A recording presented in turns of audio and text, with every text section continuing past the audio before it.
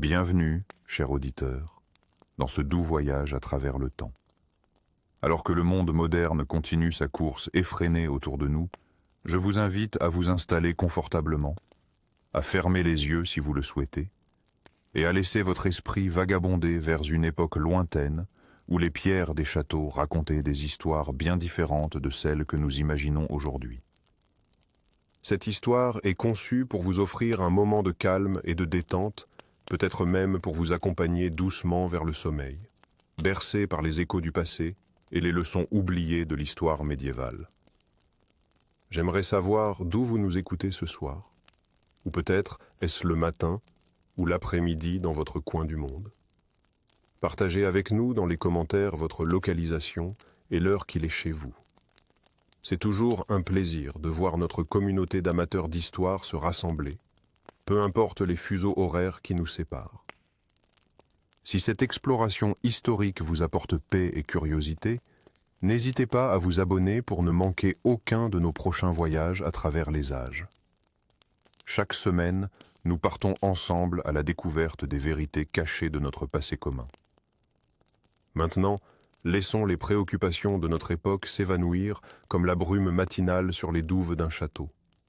Fermons les yeux et transportons-nous au XIIIe siècle, dans une France où la pierre et le fer forgeaient les destins des hommes. Le château du seigneur Guillaume de Hautecombe se dressait fièrement sur son éperon rocheux, dominant la vallée comme un géant de pierre grise. Ses tours crénelées perçaient le ciel d'automne, tandis que ses murailles épaisses de 3 mètres semblaient défier le temps lui-même. « Regardez, mon fils, » dit Guillaume à son jeune héritier Thibaut, alors qu'ils se tenaient tous deux sur le chemin de ronde, balayés par le vent frais de septembre. « Tout ce que vous voyez jusqu'à la ligne des bois nous appartient, et ces murs nous protégeront toujours, comme ils ont protégé votre grand-père et son père avant lui. » Le jeune garçon de 10 ans hocha la tête avec révérence, ses yeux parcourant l'impressionnante architecture défensive qui les entourait. Les douves profondes, larges de 8 mètres, formaient un anneau d'eau sombre autour de la forteresse. Le pont-levis, les herses aux pointes acérées, les meurtrières étroites d'où les archers pouvaient décocher leurs flèches sans s'exposer, tout avait été conçu pour repousser les assaillants humains. « Père, est-il vrai que notre château n'a jamais été pris ?» demanda Thibaut, sa voix portée par la brise qui agitait les bannières aux couleurs des Hautes-Combes. Guillaume sourit avec fierté, posant une main gantée sur l'épaule de son fils. « Jamais, mon enfant. Même pendant les troubles de l'an 1215, quand les barons rebelles parcouraient ces terres, notre forteresse est restée inviolée. » Il ne mentionna pas le prix de cette sécurité. L'isolement, l'humidité constante qui imprégnait les murs intérieurs, les courants d'air glacial qui balayaient les couloirs en hiver. À l'intérieur du donjon principal, Dame Éléonore, l'épouse de Guillaume, supervisait les préparatifs du repas du soir. La grande salle résonnait du bruit des serviteurs affairés, transportant des bûches pour alimenter l'immense cheminée centrale, seule source de chaleur véritable dans cette masse de pierre. « Jeanne, assurez-vous que les tapisseries soient bien fixées contre les murs du côté nord, » ordonna-t-elle à sa servante principale. « Le vent s'infiltre par toutes les fissures et l'hiver approche. » Jeanne, une femme d'une 30aine d'années au visage marqué par les années de labeur, s'inclina respectueusement. « Oui, madame, j'ai aussi fait préparer les braises roses pour les chambres. » Elle ne dit pas que, comme chaque année, les serviteurs souffriraient bien plus du froid que leurs maîtres, dormant dans les recoins humides des étages inférieurs, où aucun feu ne brûlait jamais. La vie au château suivait un rythme immuable, dicté par les saisons et les obligations féodales. Chaque matin, Guillaume recevait ses vassaux dans la grande salle, rendant justice et collectant les redevances. Les après-midi étaient consacrés à l'entraînement militaire dans la cour intérieure, où le fracas des épées d'entraînement se mêlait aux hennissements des chevaux. Les soirées appartenaient aux festins modestes et au récit du ménestrel itinérant quand celui-ci honorait le château de sa présence. Pour Dame Éléonore, les journées s'écoulaient entre la supervision du travail des servantes, la gestion des réserves de nourriture et l'éducation de sa fille Mathilde, âgée de 8 ans. « Mère, pourquoi ne pouvons-nous pas aller au village comme les autres enfants ?» demandait souvent la petite fille, lassée de l'enceinte de pierre qui constituait son univers. « Parce que nous sommes des Hautes-Combes, ma chérie », répondait invariablement Éléonore, ajustant le voile de lin qui encadrait son visage aux traits fins. « Notre place est ici, à l'abri des dangers du monde. » Elle ne précisait pas que ces dangers incluaient autant les bandits de grand chemin que les maladies qui décimaient régulièrement les villages. Ce fut un matin brumeux d'octobre que les premières nouvelles inquiétantes atteignirent le château. Le père Benoît, qui desservait la petite chapelle de la forteresse et faisait office de lien avec le monde extérieur, revint de sa visite mensuelle au village environnant avec un visage plus grave que d'habitude. « Monseigneur, dit-il en s'inclinant devant Guillaume qui prenait son repas matinal, j'apporte des nouvelles troublantes des terres d'Herbas. » Le seigneur reposa son gobelet d'étain et fit signe au prêtre de poursuivre. Les serviteurs s'affairaient autour d'eux, mais tendaient en l'oreille, avides de nouvelles du monde extérieur. Une maladie étrange s'est déclarée à Valombre, à 3 lieues d'ici, continua le père Benoît, sa voix basse mais distincte dans la salle silencieuse. Les villageois parlent de fièvres violentes, de toux sanglantes et de morts survenant en quelques jours seulement. Guillaume fronça les sourcils, échangeant un regard préoccupé avec son épouse. « Combien de victimes ?» demanda-t-il, sa voix trahissant une inquiétude qu'il tentait de masquer. « 7 morts en 1 semaine, monseigneur, et le mal semble se répandre vers Boisneuf et Saint-Martin. » Le prêtre fit un signe de croix. Les gens disent que c'est une punition divine pour les péchés du monde. Un silence pesant s'abattit sur la grande salle. Dame Éléonore fut la première à le rompre. « Nous devons renforcer nos défenses, » déclara-t-elle d'une voix ferme. « Plus personne n'entre ni ne sort du château jusqu'à ce que cette affliction soit passée. » Guillaume acquiesça lentement, son regard se portant vers les hautes fenêtres étroites qui laissaient filtrer une lumière grise.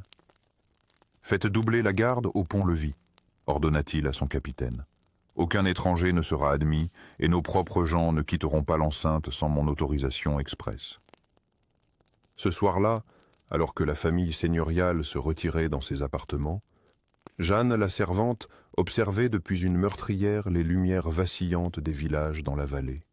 « Ils pensent que ces murs les protégeront de tout, » murmura-t-elle à l'intention du jeune écuyer qui se tenait à ses côtés. « Mais j'ai déjà vu la maladie frapper à l'intérieur des plus grandes forteresses. Quand elle vient, ni les douves, ni les murailles ne peuvent l'arrêter. » L'écuyer frissonna, mais pas seulement à cause du vent froid qui s'engouffrait par l'étroite ouverture. « Que pouvons-nous faire alors ?» demanda-t-il, soudain conscient de la fragilité de leur existence, malgré la masse imposante de pierres qui les entourait. Jeanne soupira, son regard se perdant dans l'obscurité grandissante. « Priez, mon garçon, priez et espérez que ce qui a été construit pour nous protéger ne devienne pas notre tombeau. » Les jours suivants confirmèrent les pires craintes de Jeanne. Comme une ombre furtive, la maladie s'était déjà glissée entre les pierres massives du château avant même que les ponts-levis ne soient relevés. Elle le remarqua d'abord chez Marthe, une jeune aide de cuisine qui toussait dans son tablier, tentant de dissimuler les taches écarlates qui y apparaissaient. « Ce n'est rien », avait insisté la fille, les yeux brillants de fièvre. Juste la poussière des farines. Mais Jeanne savait reconnaître les signes. Elle avait vécu assez longtemps pour avoir vu la grande mort emporter la moitié du village de son enfance. La nuit suivante, 3 autres serviteurs se mirent à tousser. Le surlendemain, l'une des dames de compagnie de dame Éléonore s'effondra pendant la prière du matin, le visage aussi pâle que la cire des cierges qui brûlaient à l'autel. « Nous devons informer le seigneur Guillaume, » murmura père Benoît à Jeanne, alors qu'il transportait la femme inconsciente vers les quartiers des domestiques. « La maladie est parmi nous. » Le seigneur Guillaume, cependant, refusait d'accepter cette réalité. « Nous avons les provisions pour tenir 6 mois, » déclara-t-il, lors du conseil tenu dans la grande salle. Les murs sont solides, les portes verrouillées. Aucun étranger n'entrera. La maladie passera autour de nous comme l'eau autour d'un rocher. Jeanne, debout dans l'ombre d'une colonne sculptée, observait les visages des nobles et des chevaliers. Ils hochaient la tête avec assurance, mais leurs yeux trahissaient leur peur. Elle savait ce qu'ils ignoraient. La mort était déjà parmi eux, invisible mais présente, comme un invité indésirable qu'on ne pouvait chasser. Les semaines passèrent, et le château de Hautecombe se transforma. Ce qui avait été conçu comme un bastion contre les armées ennemies devint une prison pour ses habitants. Les provisions, que le seigneur Guillaume avait jugées suffisantes, commencèrent à diminuer plus rapidement que prévu. Les rats, attirés par les corps affaiblis et les déchets accumulés, proliféraient dans les coins sombres. Chaque jour, de nouvelles personnes tombaient malades. « Nous ne pouvons plus descendre au village chercher des provisions », expliqua le maître d'armes, son visage émacié témoignant des rations réduites. « Les paysans nous chasseraient à coups de fourche. Ils disent que c'est nous qui avons apporté la maladie. » La grande salle, autrefois lieu de banquet et de musique, était maintenant silencieuse, ses tables vides. Dame Éléonore avait ordonné que toute la nourriture soit strictement rationnée. Le petit Thibaut, fils du Seigneur, pleurait souvent de faim, ne comprenant pas pourquoi son assiette contenait si peu. « Mère, pourquoi ne pouvons-nous pas manger comme avant ?» demandait-il. Ses joues autrefois rondes, désormais creusées par la faim.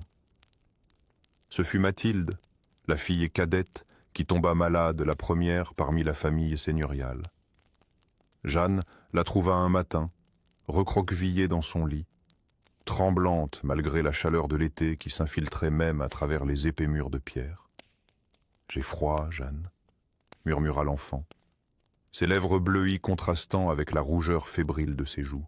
« Et ma poitrine me brûle quand je respire. » Le château devint un labyrinthe de souffrances.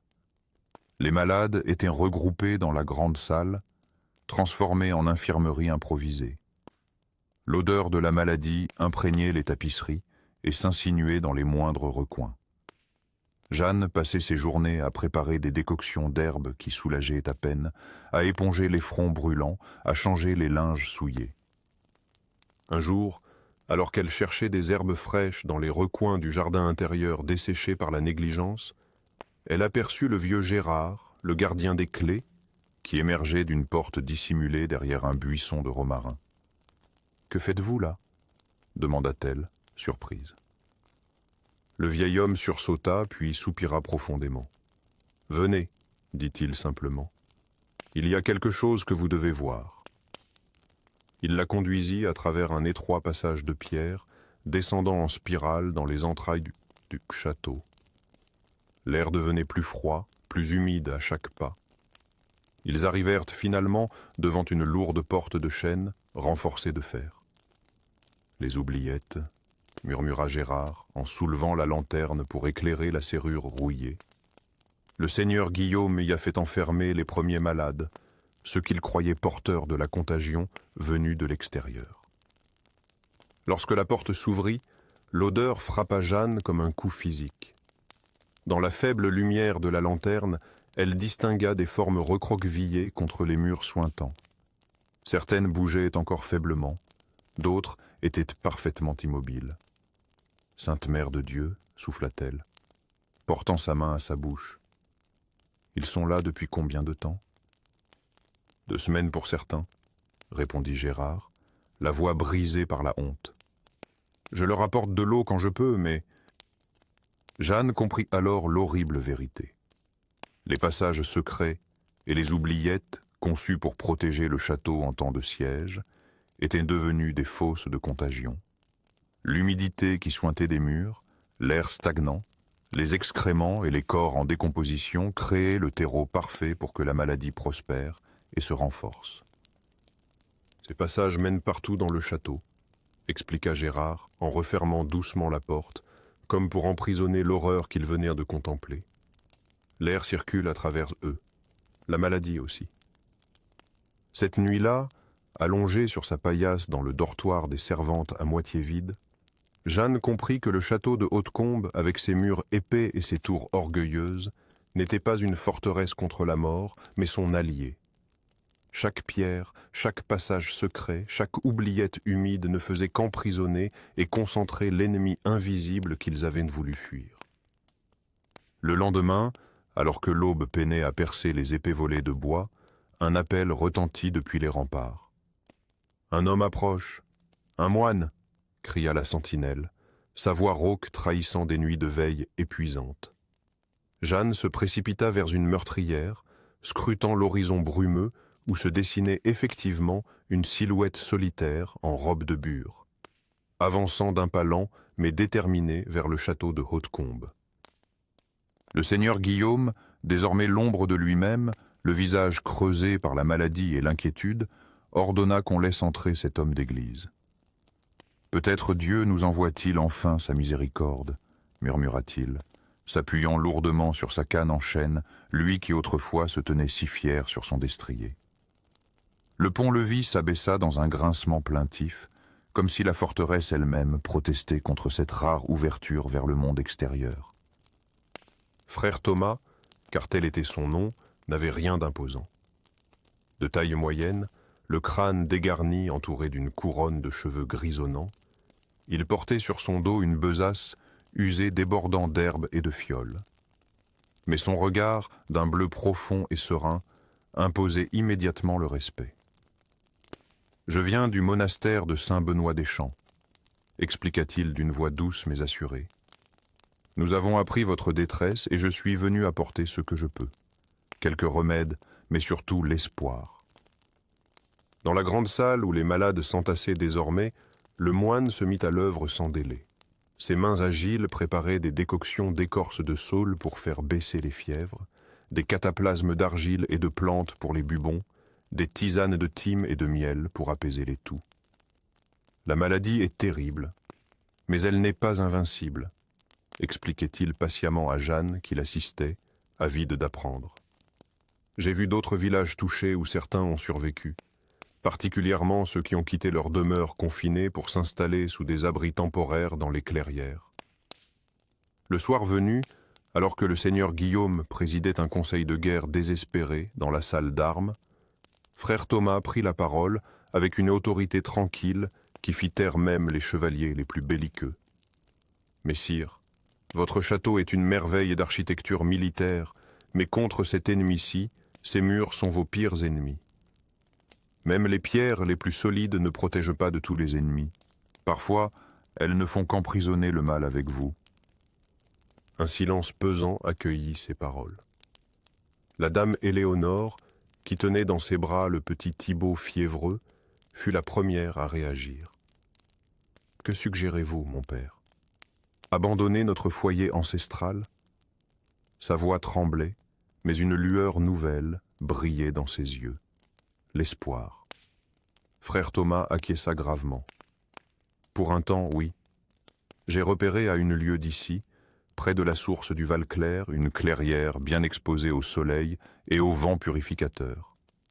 L'eau y est pure, et les bois environnants regorgent de gibier. » L'exode commença dès le lendemain.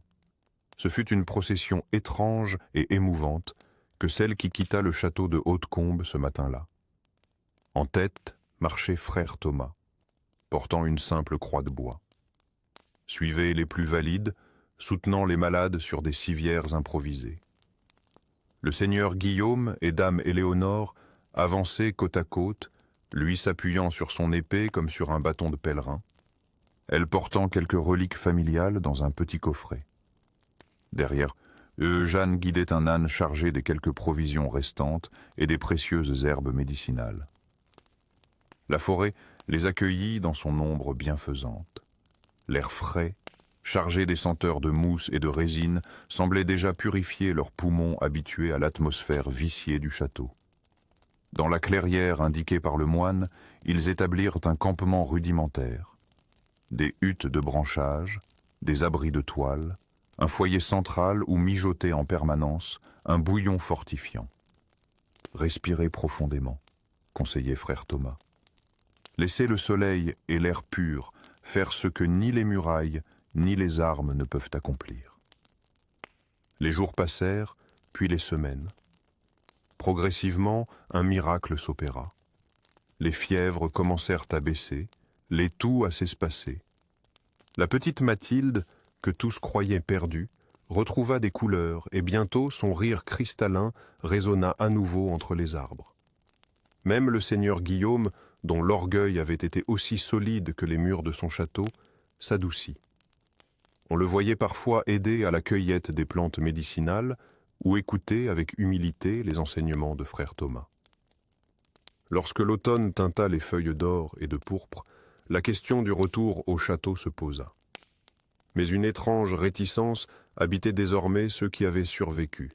« Le château sera toujours là », déclara finalement Guillaume lors d'une assemblée improvisée autour du feu. « Mais pour l'hiver, je propose que nous construisions des maisons solides ici même, avec le bois de la forêt et quelques pierres que nous pourrons transporter. Hautecombe restera notre forteresse en cas de guerre, mais notre foyer sera désormais ici, sous le ciel ouvert. » Les années passèrent. Le village de Valclair, comme on l'appela, prospéra à l'ombre bienveillante de la forêt. Le château de Hautecombe, lui, demeura largement inoccupé. On y entreposait les récoltes, on y tenait les grandes cérémonies, mais peu désiraient y vivre à nouveau. Ces tours majestueuses, visibles de loin, devinrent un monument silencieux, un rappel de pierre de l'humilité que la nature avait enseignée aux hommes. Jeanne, devenue guérisseuse sous la tutelle de frère Thomas, emmenait parfois les enfants du village visiter l'ancienne forteresse. « Voyez-vous, leur expliquait-elle en montrant les hautes murailles couvertes de lierre, ce château nous rappelle que la force n'est pas toujours dans les murs que nous bâtissons, mais parfois dans le courage de les quitter. La vraie sécurité ne vient pas de la pierre, mais de la sagesse. Et parfois, lorsque le vent soufflait entre les créneaux désertés, on aurait pu croire que le vieux château lui-même soupirait d'accord, comme s'il avait compris, lui aussi, que sa véritable grandeur résidait non pas dans sa capacité à isoler les hommes du monde, mais dans la leçon d'humilité qu'il leur avait finalement enseignée.